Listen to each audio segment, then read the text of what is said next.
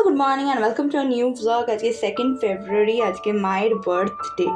তো আমার খুব ভালো লাগছে, মানে এক একটা বিশেষ দিন থাকলে বেশ মনটা আপনিই খুশি থাকে। এমন না যে আমাদের অনেক প্ল্যান রয়েছে, কারণ 14th ফেব্রুয়ারি আমার তপন থিয়েটারে একটা শো রয়েছে। সেই জন্য আমি ভীষণভাবে ওটার সাথে এখন ইনভলভড। প্রচুর রিহার্সাল চলছে, এই চলছে তাই চলছে।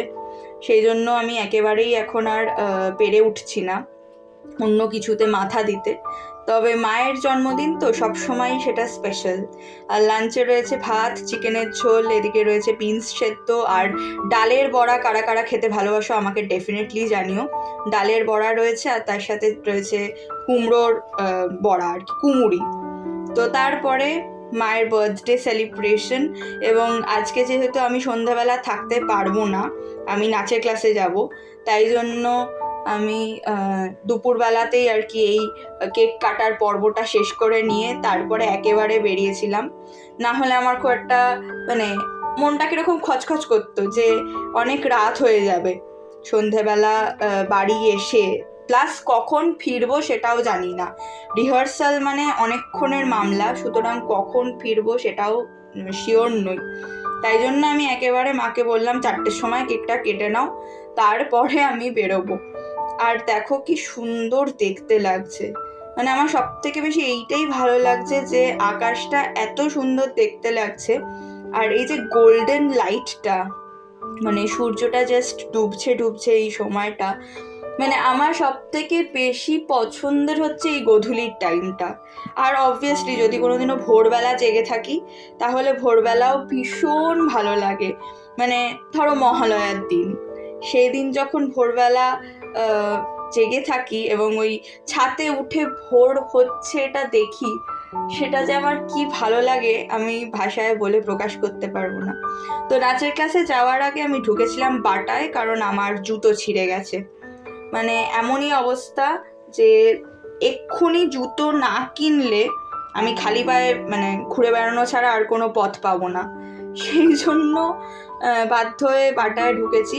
আর সঙ্গে আমার ছোটো মাসি এসছে, তোমরা অনেকবার তাকে ব্লগে দেখেছো। আর সবসময় আমার সাথে মানে কি বলবো আঠার মতন থাকে আর কি। মানে এই মানুষগুলোকে যতদিন পাচ্ছি ততদিনই চেরিশ করা উচিত আমার মনে হয়।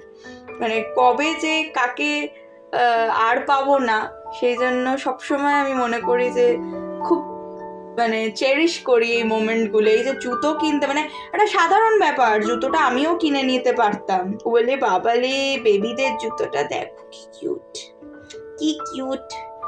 তো যাই হোক, জুতো আমিও কিনে নিতে পারতাম, কিন্তু মা তো বললো যে না আমি যাব, তুই জুতো কিনবি আমি তোর সাথে যাব।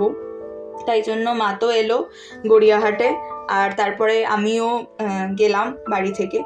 গিয়ে জুতো টুতো কিনে এখন চা খেয়ে, এই বড় ভাঁড়টা আমার আর এই মিনি ভাঁড়টা মাতোর, তো চা খেয়ে তারপরে আমি যাব নাচের ক্লাসে।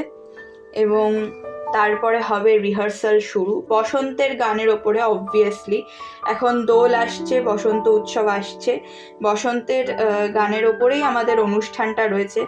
টিকেটেড ইভেন্ট নয়, সুতরাং তোমরা যারা যারা আসতে চাইছো অবশ্যই এসো, খুব ভালো লাগবে এটুকু কথা দিচ্ছি। এবং ফোনটাকে তোমাদের অফ করতে হবে না আলাদা করে। আমরা যা পারফর্ম করব তাতে তোমরা ভুলেই যাবে যে তোমরা সঙ্গে করে নিজেদের ফোন নিয়ে এসছো, এটুকু আমি কথা দিতে পারি। তো চলো, দেখা হবে তোমাদের সাথে আর একটা নতুন ব্লগে। টিল দেন টাটা, সবাই খুব ভালো থেকো, সুস্থ থেকো, সাবধানে থেকো। আজকে আমার রিহার্সাল খুব ভালো গেছে, আশা করি 14 তারিখ পর্যন্ত এতটাই ভালোভাবে কাটাতে পারবো, সুস্থ থাকবো এন্টায়ার টিম, এবং তোমরাও খুব আনন্দ করে আমাদের অনুষ্ঠানটা উপভোগ করতে পারবে। অবশ্যই জানিও কমেন্ট সেকশনে বা ডিএম করে যে কারা কারা আসছো আমার অনুষ্ঠান দেখতে।